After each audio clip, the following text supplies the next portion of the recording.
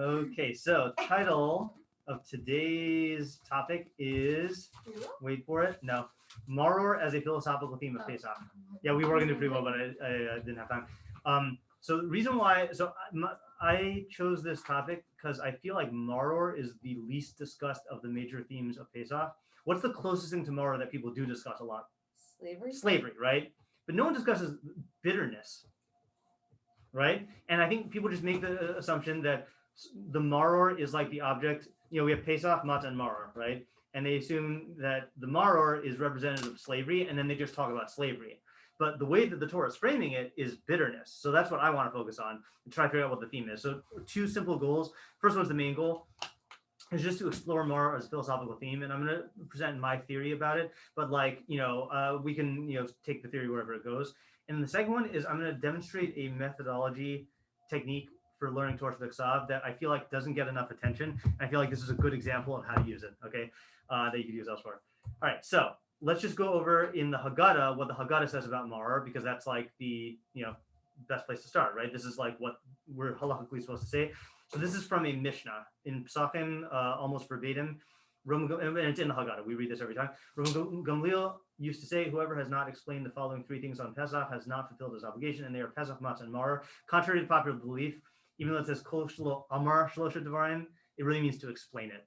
In other words, you can't just say Pesach, Matzah, Maror, I'm done. So you have to explain it, right? So we're not going to focus on Pesach and Matzah, but I just want to read it to like ramp us into it. So Pesach, why did our fathers eat a Pesach sacrifice during the period when the temple stood? Because the Holy One, blessed is He, skipped over the houses of our fathers in Egypt. That's a pet peeve of mine that people translate as Passover. Avar is to pass. Pasach is to skip. Because the whole idea is that He would have targeted the Jews, but they did the Korban Pesach, so He skipped them. What would Passover is just less clear. Passover, like if you pass over something, it doesn't mean that you were going to target it and you didn't. Intentional? Yeah, it's less intentional, exactly. Yeah. And the whole idea is that we were no different than the Mitzrayim, except for our rejection of Avodah Zarah through the Korban Pesach. So we should call the holiday skip over, but no, I'm not gonna succeed in like changing the trend. Okay, let's do that. Yeah. It's like Afikoman this year. We're calling it Zecher LeKarban. Oh, nice. New movement. Yeah. So then he quotes the pasuk, as you shall say, it is a Pesach sacrifice before Hashem, who skipped over the houses of the children of Israel in Mitzrayim when He struck the Egyptians, and our houses He spared. And upon hearing this, the nation bowed and prostrated themselves. Okay, so that's Pesach. Matzah. Why do we eat this matzah? Because the dough of our fathers did not have time to become leavened before the King of Kings. The Holy One, blessed is He, revealed Himself to them and immediately redeemed them. As it is stated, they baked the dough which they brought out of Mitzrayim into unleavened bread, for it had not fermented, because they were driven out of Mitzrayim and could not delay, nor had they prepared any provisions. What would you say, just briefly, is the difference between the theme of Pesach and the theme of Matzah? Or if you had to summarize the theme of Pesach in one word and the theme of Matzah in one word, because they do seem similar, This is not really related to our shiur, but I figured we might as well just get an idea here. Maybe Matzah is like quick redemption. Okay, matzah definitely has the idea of quickness, quick speed, right? Quickness, is that a word? Whereas Pesach does not. This is more like Avodah Zarah, right? Maybe that one's more physical redemption. This is more like spiritual. Okay. Like the two You mean Pesach's the spiritual one? Yeah. Okay, that's actually a good thing, right? Is the Pesach does refer to the spiritual aspect of rejecting Avodah Zarah, whereas the matzah is them physically leaving Mitzrayim. That's a good explanation. I was thinking of it as more of like a time thing. Like Pesach is meant to symbolize like the escaping, and then matzah is like the actually leaving. Yeah, so there's a distinction that the Gemara makes that says that the Klal Yisrael were redeemed at night, but they left Mitzrayim in the day. So the Pesach is the redemption, and the matzah is the leaving. So that's a good distinction also. A distinction I heard from Rabbi Chait is Pesach is the theme of Hatzalah, of being saved. Matzah is the theme of Geula, of being redeemed. And being saved is removal from a negative, and redeemed is being brought into a positive state. And he has a shiur on that also. So you plant the ideas in your mind. Okay, now Maror. Let's see if you can remember. Why does the Haggadah say that we eat Maror? Maror Eschayim. Meru Eschayim, right? So Maror, why do we eat this? So it says Shemeru Hamitzrim Eschayim Avasein b'Mitzrayim, that the Egyptians embittered the lives of our fathers in Egypt. Shneimar, as it says, Vayimaru Eschayehem, they embittered their lives ba'avodah kasha, with harsh labor, v'chomer uvilvenim, with mortar and bricks, ובכל עבודה בשדה, and every labor in the field.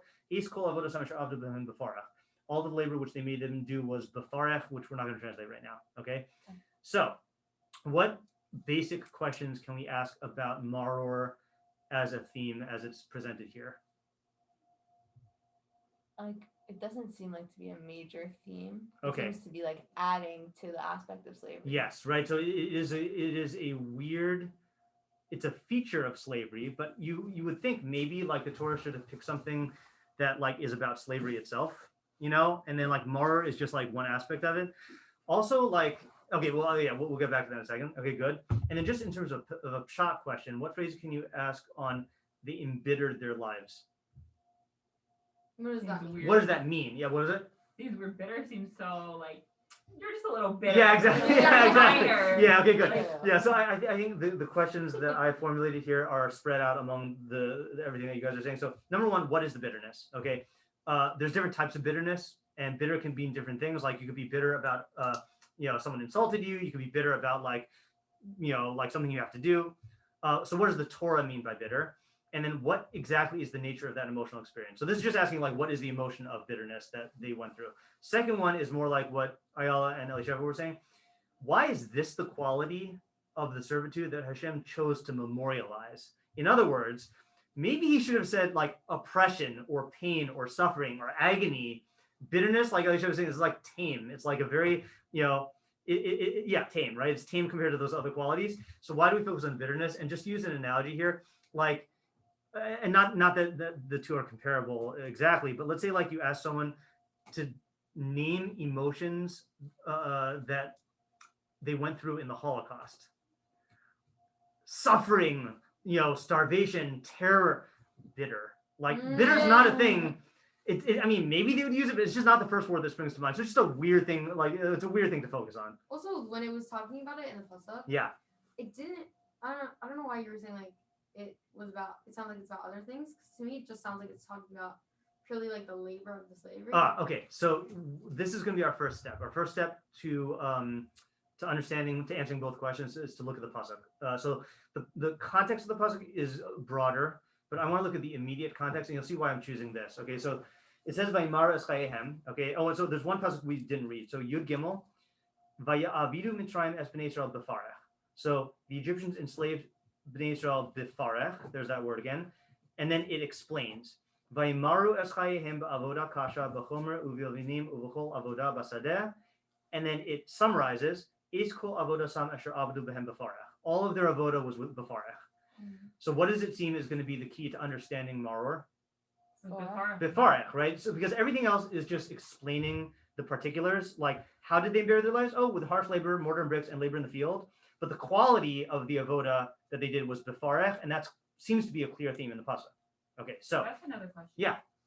Why does it do it in this order? Because if a lot of people's answers, it's talking about like the harshness of slavery, shouldn't that go first and then there's this has always bothered me in you mean you're talking about Pesach Matzah and Maror? Yeah. Maror. It should go Maror Pesach Matzah because that's the chronological order. Okay. Always bothered me. And I actually was talking about this in yeshiva in one of my shiurim, and we came up with an answer which is might not satisfy you like philosophically, but I think it's a good halachic answer. Is that so all three mitzvos are deoraisa, but there's a catch. Okay, the catch is that the proper way to do korban pesach is with matzah and maror. That's the pasuk al matzos umurim yachluhu. So the korban pesach is the main mitzvah deoraisa. Okay, matzah is a mitzvah deoraisa, which accompanies the Pesach, and it also exists as its own mitzvah. And Maror is only deoraisa when it's with the Pesach. The Maror that we eat now is derabanan. So if it's in a halachically descending order, that Pesach is the main deoraisa, Maror is a secondary deoraisa, and matzah is a secondary deoraisa, and Maror is a tertiary deoraisa. It's only deoraisa when it's with the korban pesach. So it's in like halachic prominence. So it's not a philosophically satisfying answer. I mean, I just thought of like a theoretical Sure. answer. Maybe it has to do with like bitterness. You think about it like an aftertaste. Yes. Like, it's like even after this geula and all that stuff, they still have like the lasting effects of like being slaves. Like that's interesting. So in their DNA, it would still impact them forever. Okay, that's a really interesting theory, and I think that this question about the order is something that we should think about. And then when we hear the ideas here, come back to it if we have time at the end and see if we have any thought. Because I actually never, I thought I dealt with it in yeshiva, but I didn't actually think about it in this context. So we'll see what happens. Okay, so the question is, what does befarach mean? Now, I feel like there are some, so what we're going to do is we're going to modify our first question. What is the bitterness, and what is the quality of bitterness that comes from avodas parach? Because that's how the psukim present it. So have you heard like any translations of befarach or any examples? I feel like this is one thing where there are certain well-known explanations. And again, my excuse here, I was not in Jewish elementary school, so I don't know which ones are common and which ones aren't. Backbreaking labor. Backbreaking labor. So I was hoping someone would say that. That's the most common. And you know why it's the most common? Because who says that?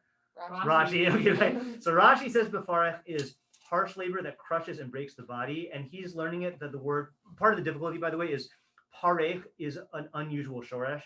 So there are, do you know? Okay. In Gemara, do you know how that word is used?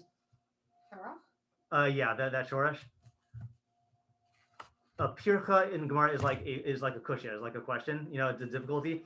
So some associate with that, some associate parech is like crushing, like I think they use it for like cracking like a nut or something. So that's where they get it from. So Rashi says it's backbreaking labor. Okay, so that's I think the most common one. All right. Is that to give the man the woman's word? Oh, okay, good. See, that's one I did not know if that was commonly quoted. Yeah. Okay, good. That's gonna be later on here. Also, they were so tired that they didn't want to be with their wives. Like yeah. Okay. So Good. Exhausted. Good. All right. So here are I just took a handful, and I actually was gonna take more, but I was literally preparing this up until the time, and so there are more. So Bekor Shor, who was I believe he was one of the Bali Tosfos, who wrote a commentary on Chumash, says they didn't allow them to rest even for enough time to swallow their saliva, which was a phrase from Eov when he says, God, you don't even leave me alone for the amount of time it takes to swallow my saliva. That's just an expression. But they pressured them and forced them and rushed them in order to exhaust them. So he puts the emphasis on unceasing labor, just non-stop working. Okay. Talmud Bavli gives several answers. Have you heard the one, befarech, that they give an explanation based on the word breaking it apart? I feel like Rashi might quote this somewhere also. Befarach, with a soft mouth. Have you heard this? Yeah. Yeah. So what would that mean, do you think, that they work them with a soft mouth? Because that does not sound like it doesn't work. Is this the one about how originally they got them to do it? Yes, exactly, right? Like first they were nice about it, like it was a choice. But then yeah, exactly. Yeah. So Rashi on this Gemara says they lured them with words and with sachar is either reward or payment. I'm not sure which one would be more appropriate here, until they accustomed them to servitude. So this is like labor they were tricked into, basically. Okay, which is interesting because it's not a description of the type of work they're doing; it's how they got into the work. Another explanation of Talmud Bavli is what you just mentioned. They would switch the work of men for the work of women, and the work of women for the work of men. So gender swap labor, right? I don't know how else to call it. And then I think a simple explanation, which to me is probably the most likely, just given the way that the psukim are described, is from the Ralbag. He says, in other words, they forcibly overworked them to do more than a day's work each day in order to afflict them in a manner that they would not be able to complete their day's work without excessive toil. And there's one example given of that later on in Shemos. Yeah, with the bricks. Like, yes. Yeah, what was exactly? Yeah. So this is after Moshe first approached Paro. They made them gather their own straw, and they were not given the straw to make their daily quota of bricks. So not only did they have to make a day's worth of bricks, but they had to go gather all their own straw also. So Ralbag is saying it's basically overworking them every day beyond the normal quota. Okay, now there are many other examples. For example, I think another one, I thought of this last minute, the if I say this, you'll know, bricks and quicksand. Yeah, right. So they would build the bricks and then it would sink, and then stuff like that. I think there's another one that one of the Rebbeim in Yeshiva quoted to me, but I hadn't seen this inside, that they would like make you think you're doing work, and like like you'd be turning a wheel or something, yes, nothing behind it. exactly. Yeah, right. So there are other examples of this, and I really intended to go through all of them, but again I ran out of time. Okay, so just think of all the other examples in your mind. Okay, however, I want to take a different approach, and this is the method I wanted to show you. Okay, here's a question: what is the best perush on Torah Shebiksav hands down? Yes, Torah Sheba'al Peh, exactly, right? Because that's God's perush, right? And just to review our definitions here, this is the Rambam in the Hagdama to the Mishnah Torah. I like it not only that you got the answer, that you got it so fast. The guys in yeshiva didn't. yeah, they guessed unclose, which is pretty good, but So one other person said Rashi also. Yeah, all the mitzvahs that were given to Moshe at Sinai were given together with their elucidation or their perush, their interpretation, as it is written. And I will give you the tablets of stone and the Torah and the mitzvah. Torah is Torah Shebechsav. Mitzvah is its explanation. And we were commanded to fulfill the Torah according to the mitzvah. And this mitzvah is what is called the oral Torah, Torah Sheba'al Peh. And from our Gemara class, it's not just any explanation of Torah Shebechsav. What kind of explanation is Torah Sheba'al Peh? Or what? From Moshe, right? So it's from Moshe. On what aspects of Torah?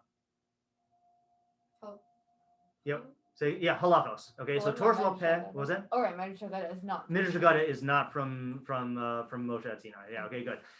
So where would we find the Torah Sheba'al Peh on Avodas Parach? And this you might not know the answer to.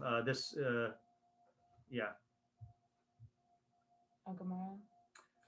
What I meant is which pasuk in Torah Shebechsav, or what subject in Torah Shebechsav would you find a Torah Sheba'al Peh explanation of Avodas Parach? You would guess that, right? Yeah. So you guess Shemos because that's where Bnei Yisrael were doing Avodas Parach. But the problem is that it's not going to give a halachic explanation. Okay. So this is the answer. I have no idea whether you've even heard of this. Okay, because it's not one that we talk about. There is a pasuk that prohibits us to work our servants with Avodas Parach. It's actually one of the Los Ases D'Oraisa. Okay. So here's the pasuk. It's in Vayikra. It says, I'm going to read in English until the last part. If your brother becomes impoverished with you and is sold to you, because that's how you become a slave as a Jew, is like if you go into debt, you shall not work him with slave labor. That's one isser. Like a laborer or a resident shall he be with you until the Yovel year he shall work with you. Then he shall leave you, he and his children with him.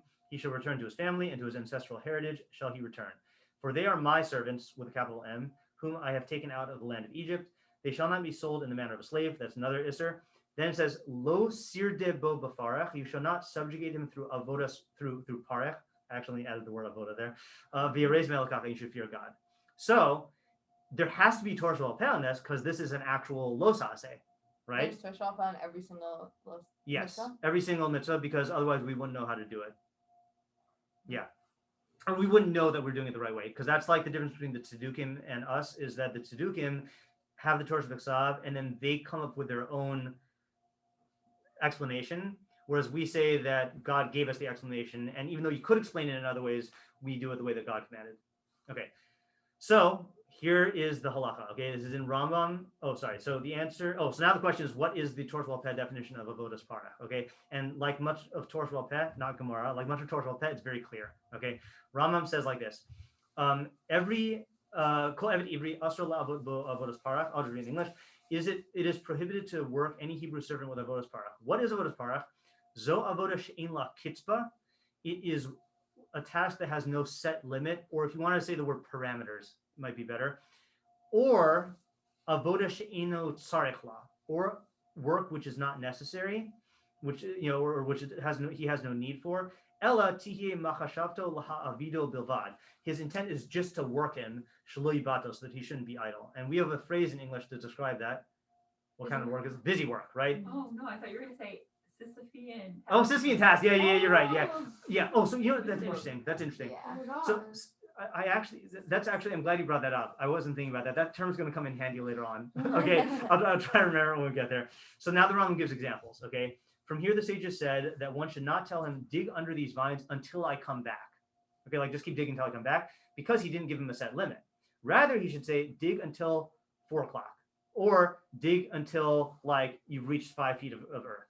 So if you specify the task that you're allowed to do, but if it's unspecified, then you're not. Then if you give him that commandment, then you violate the los ase. This is only for servants. For servants, yeah. Okay.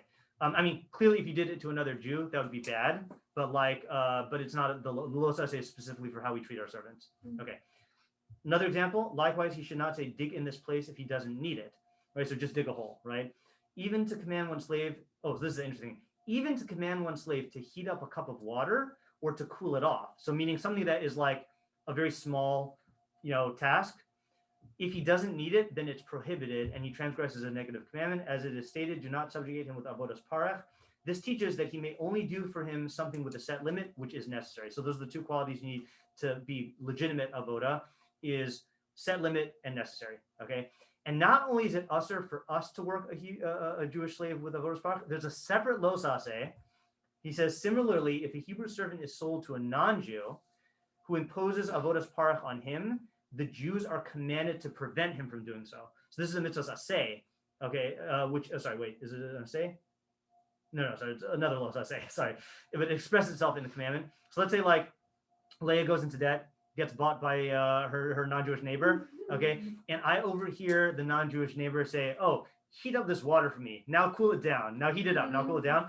I, as a Jew, have to go and stop that from happening. Now, I don't know what that means practically, like that could get really like, conflictual, okay. If they allow him to continue, they transgress a negative commandment. As it says, he should not impose.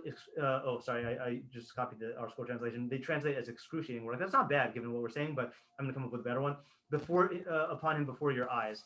We are not, however, required to enter into the Gentiles' domain and check to see that he's not imposing excruciating labors.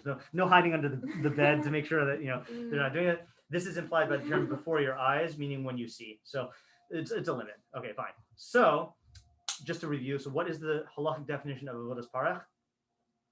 Unnecessary with no set time. Unnecessary with no set time. Right. Yeah. So no set time. Or no set limit. No set limit or no purpose. Another way to say this, if you had to come, okay, this halachically, these are two good criteria. If you had to just like express verbally what is the common denominator between no set limit and no purpose, what do those two have in common? It goes like above and beyond of like just practically you want someone's work for you, so Yeah. that way you could get, it's like your own benefit, but this Yeah. is harming him like without any benefits. Okay, yeah. So you could say that it is work that is not practical because it's not defined or it has no practical purpose. That's true. I actually was thinking more of the Sisyphean thing, okay, which is it is a task that cannot be accomplished, either because the parameters haven't been defined for when you're done with the work, or there's nothing to accomplish because you're not actually doing anything for any reason. Okay, so it's work that does not provide accomplishment or cannot be accomplished. Okay, so now we are in a position to ask if the marirus, if the bitterness comes from avodas parach, how would you define or describe the emotional experience that bitterness refers to? Like numb. Numb? Okay, you could say emotionally. You could say numb. I think it's actually worse than numb, but futile. Yeah, very Kohelesi, right? I feel like you kind of are like holding it against them. Like bitterness, I kind of think of it in the like. Yeah, usually you're bitter at about someone or about something. Yeah, right. You're like bitter, like. And that's why I think this avodas parach is. I mean, I'm sure they had anger at the Egyptians. So again, what I'm about to say now. So up until now, these are all just facts. Okay, like I don't think you disagree with that. This is my way of characterizing it. This is my theory here. Okay, so I call it ego depletion. Okay, which is a sense of total worthlessness and meaninglessness that you get from futile work. Yeah, I did use the word futile there. Oh. Yeah, okay, right. So, and the reason why I'm saying this is don't like. I think it's easy for us to think about it. Like we've all been given busy work, I'm sure, at some point. The example I give scarring experience is. It wasn't scarring, but in 8th grade, then I had a horrible math teacher. And I think it was one of these teachers who just did not want to do her job. So for the first half an hour, I did something like half an hour of math class. She made us color in geometric shapes. And this is 8th grade. This is not 2nd grade. Okay. And she called it therapy. Okay. Art therapy? Yeah. Now, whether or not she had some theory, like what should you do during math class is you should be like teaching math, so we had to do it. We were graded for it, so we just had to color, and it was the most degrading thing, Now take that and imagine that it's not just math class, it's your whole life, and it's the only thing you do. So that's why I say it's worse than numb. I think numbness would be welcome. If it's just this feeling of I'm just doing nothing, my life means nothing, I'm not getting anywhere. And that's why I'm saying it's ego depletion. That's the overriding feeling. The reason why I would say numbness is just because I feel like psychologically you're basically taking away because even internally you have the ability like to feel accomplished or Yeah. to feel joy, to feel something. Oh, I see what you're saying. Right. And I think people would rather feel worthless than feel nothing. Oh, that's interesting. That's an interesting I question. feel like No, so why. that is an interesting question about what, because the way I was thinking of it is, if anything, numbness would be a psychological defense mechanism against facing your feeling of worthlessness. Yeah. You know, I can see it going both ways. It's an interesting question. And I think I guess I was somewhat influenced by. You ever heard of Viktor Frankl? Yeah. Man's Search for Meaning, right? Is that like he was a psychologist who was a survivor, I think, in Auschwitz, and he during his time in Auschwitz he was basically saying, okay, I'm here. I'm going to use this as essentially like a human laboratory of observation to observe human psychology and myself and in other people. And what he realized basically was that the people who survived were the people who had meaning in their lives. So for him, it was actually the meaning of developing his psychological theories. For other people, it might have been like being reunited with a family member. For other people, it was like defeating, like ultimately prevailing over the Nazis. If you had a feeling of meaning, that would give you the psychological strength to survive. And if you didn't, then you would give up hope, and then you would, you would be more prone to dying or depression or whatever. Okay, so that's what I think the Maror is. Okay. Can I just ask a question? Sure. Wouldn't bitterness be the feeling of betrayal? We're gonna get to that in 1 second. Okay. Okay. Maybe literally the next second. Yeah. Okay. Yes.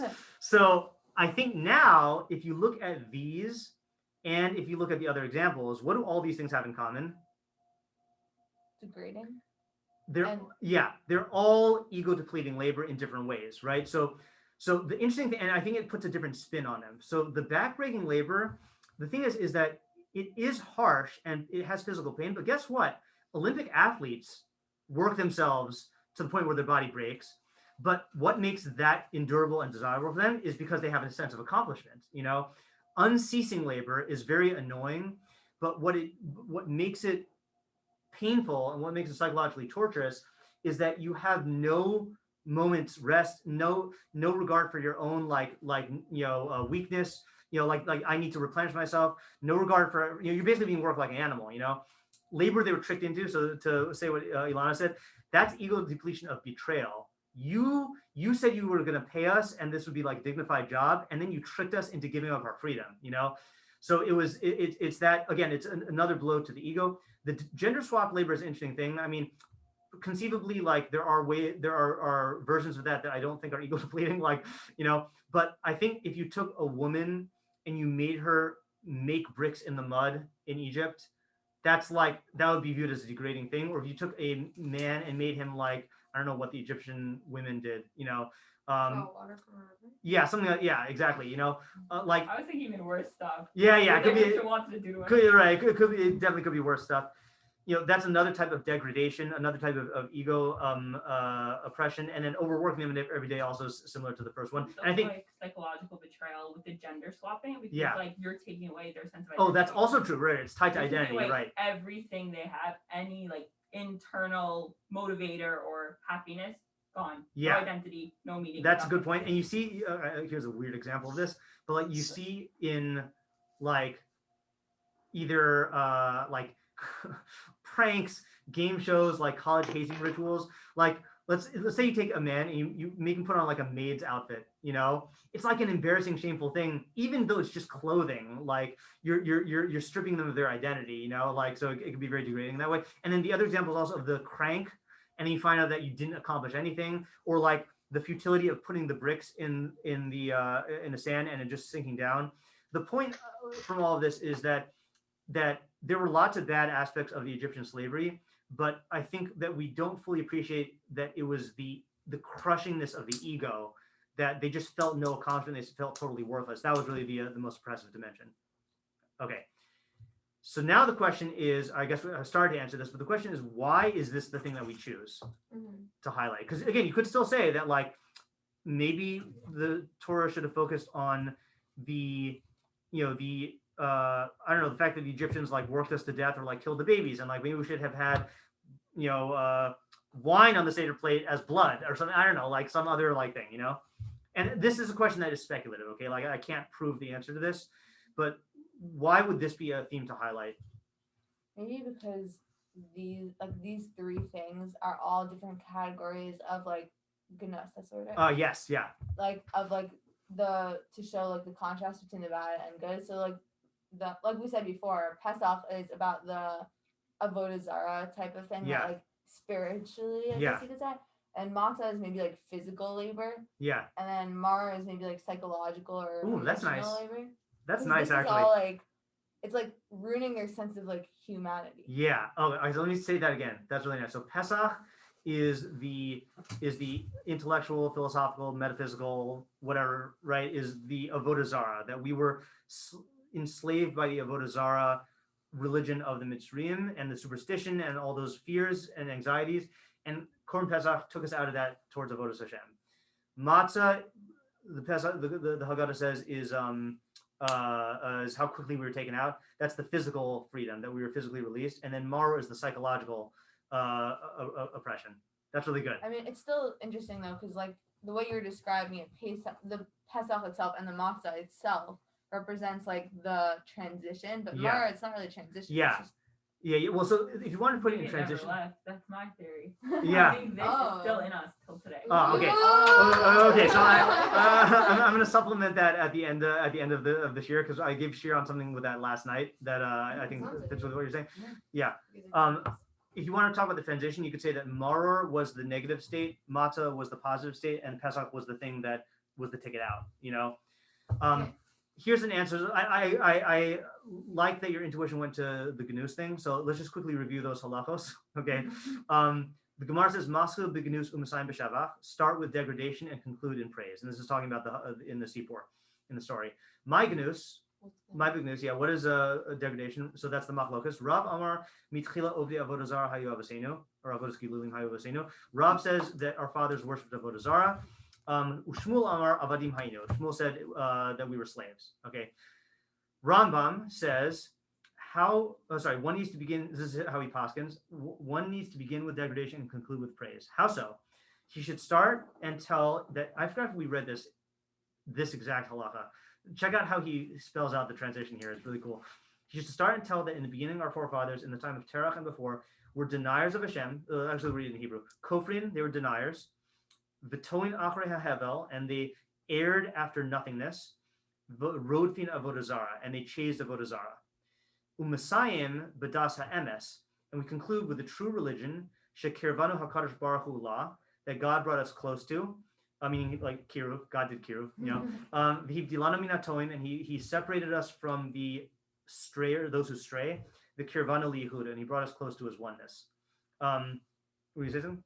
No. Okay. I noticed also that it's interesting that it is the three things correspond to the three things, but in reverse order. So kofrin is we used to be deniers of God, and that corresponds to on the other side. So I think it corresponds to God's oneness. We denied God and we brought close to his oneness. The middle one is talking about we were strayers after nothingness, and then that corresponds to God separated us from those who stray. Sorry, errors after nothingness and separating from those who stray. And then chasing avodah zarah is their religion, and he brought us close to the true religion. You know, so he's you could think about that some more about what the three elements are. Then the Rambam says, likewise, one needs to start and make known that we were slaves to Paro in Egypt and all of the evil that they did to us, and conclude with the miracles and wonders that were done for us and for our freedom. So how do we paskin according to the Rambam? Like Rav or like Shmuel? No. Both. Oh. Yeah. Those are the trick answers. So we paskin like both, right? Because he says we need to begin with the avodah zarah stuff and conclude with the true religion stuff, and likewise we need to begin with avadim hayinu and then the miracles and wonders. And in our Haggadah we say both. We have avadim hayinu and we have mitchila of the avodah zarah hayu avasenu. So again, those are the two themes. The question is, we talked about this earlier, but I'm just including this here. So what is the foundation of the machlokas? What are they really arguing about here? What's the real slavery? Yeah. What's the real? So the way I would put it slightly differently, just because it's less of a claim. Is they're arguing not what was the real slavery, but what is the mitzvah of Sipur supposed to be about? Meaning that they could, maybe Shmuel agrees with Rav that like the real slavery is avodah zarah, but he holds that the mitzvah is to talk about the physical slavery. So two themes in Sipur Yetzias Mitzrayim. One is the theme of the physical slavery and physical redemption. The other is the theme of when you said spiritual, I was thinking about that, so I put in the word mental here also, because spiritual is such a vague term. So mental or spiritual slavery and the redemption. Okay. I would divide that though. Divide what? Mental and spiritual? Both of them. Like, I mean, either you could divide. No, yeah, actually, mental and spiritual. Yeah. How so? Like, I'd say the maror is like a mental is like a emotional and psychological, and the spiritual is like how you could spend your energies. Okay. I hear what you're saying, and so I think maybe you'll like my definition of my explanation for Maror here. Okay, so this is the last point, and then I want to return to Elisha's theory about we saw the Maror today. Okay, so why is bitterness chosen? So and this is not a grand answer. I just think this is a simple answer. Okay, the bitterness of ego depletion refers to both aspects of the slavery. So it, on the one hand, was the most painful aspect of the physical slavery, and we really have to realize that, again, it's not physical hard work that makes things bad, because people do hard work every day, and if it is attached to ego accomplishment, then you actually rejoice in it.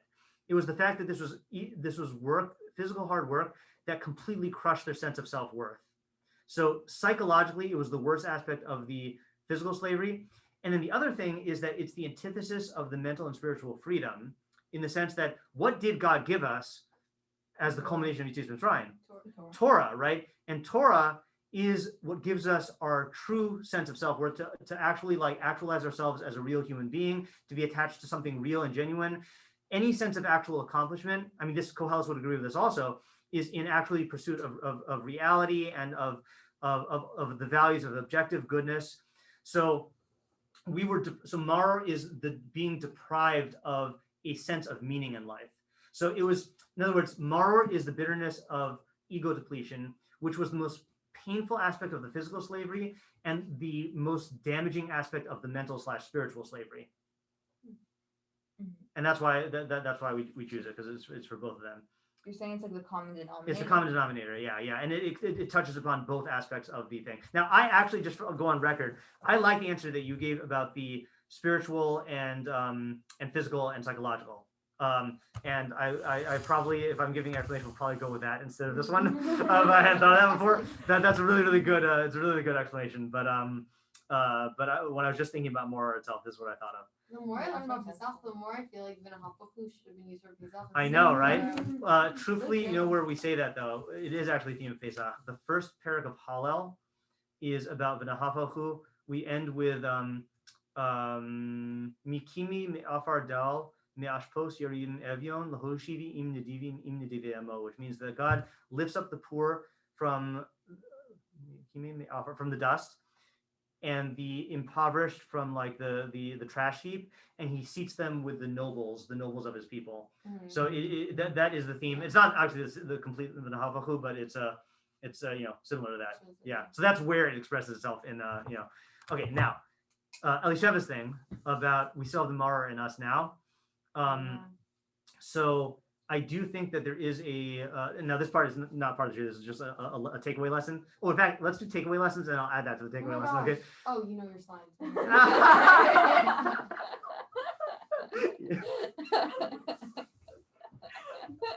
You actually knew that, but I'm just a really fast typer.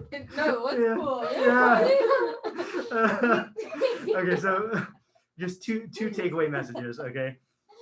One is when we discuss and eat Maror on Pesach, we should reflect on the psychological suffering that Bnei Israel had and were saved from, which again, I don't think, obviously we realize they were in pain, but I don't think we focus on this aspect of the psychological suffering, that they had an utter sense of worthlessness, that, and that was the most tormenting thing, as an element of their physical slavery and as an element of their mental and physical slavery, supposed to say mental and spiritual slavery,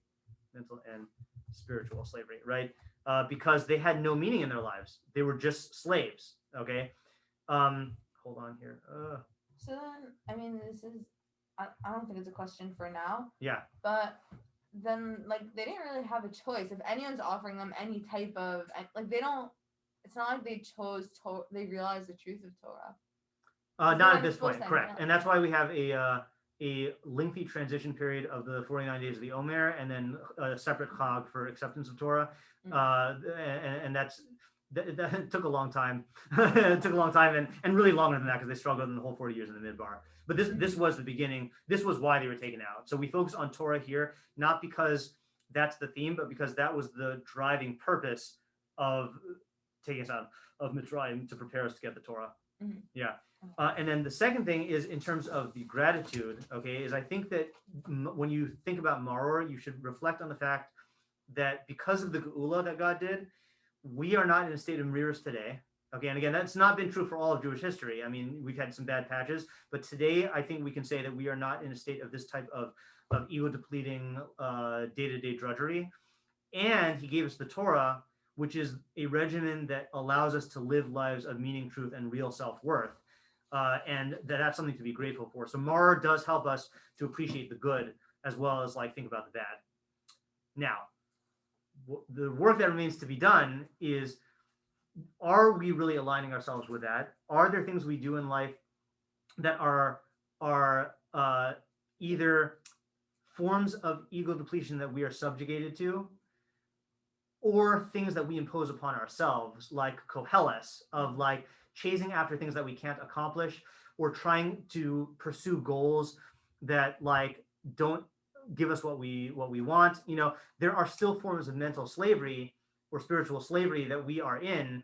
And hopefully what you should do each year, and this is, again, I mentioned this before, what we do in our Seder at my home is before we start Magid, we all talk about what transition of slavery to freedom we feel that we have had this year, you know, in the past year, or what state are we moving towards now, and how that is reflected in the ideas of Yetzias Mitzrayim. And that's recognizing that like this terrible element of the slavery did not end then, you know, it still is present in us. And that's why we need to do the mitzvos in order to continue on that transition, because they got saved from Mitzrayim and were they were assisted in that transition through Moshe Rabbeinu and Hashem.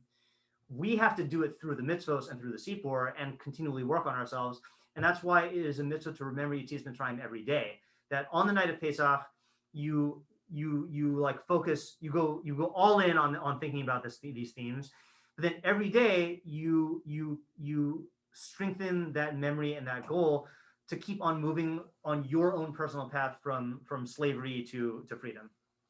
Yeah. I think even as a nation, like they had this sense of like learned helplessness. Like God literally gave them meaning, something that they wanted, they needed, but then when it was right in front of their face, it was like they still wanted to stay in that state of like being submissive and not being proactive. And I think a lot of people today are still like this. They feel worthless, they feel meaningless, they don't have anything going on, but like they don't want to have to search for themselves. They don't want to have to do like internal action. They just want things to happen to them. Yeah, exactly. It's easier in many ways, or you think it's easier to allow your master to make all the decisions for you. And that's you're right. That's slave mentality. That's not the mentality of a free person who has bechira, who chooses the good because they understand it and seek it on their own. You know, and that's a struggle. Yeah, and I think like in the Torah, it's like there's certain areas where there is like a little bit of not slavery, but a little bit of pressure, I guess. Yeah. But I think it's kind of like how God found this perfect combination between there were parts about being slavery and being pressured into doing things that are good. Like there's social pressure, there's certain things being in the Jewish community that aren't you choosing. Yeah. But at the end of the day, the real work is your choice and your accountability and your own personal decision making. Yeah. So it's like this combination between slavery, but like only the good parts. Yeah, that's well said. Yeah. Let's end on that note. Okay, very, very good. Okay, have a good Shabbos, everybody, and a good Pesach. Happy Pesach. Healthy Pesach. Monday, no? I'm saying to the people on the Thank you. Have a good Shabbos. Yeah, you're gonna see me on Monday and Tuesday. Yeah, have a good Shabbos.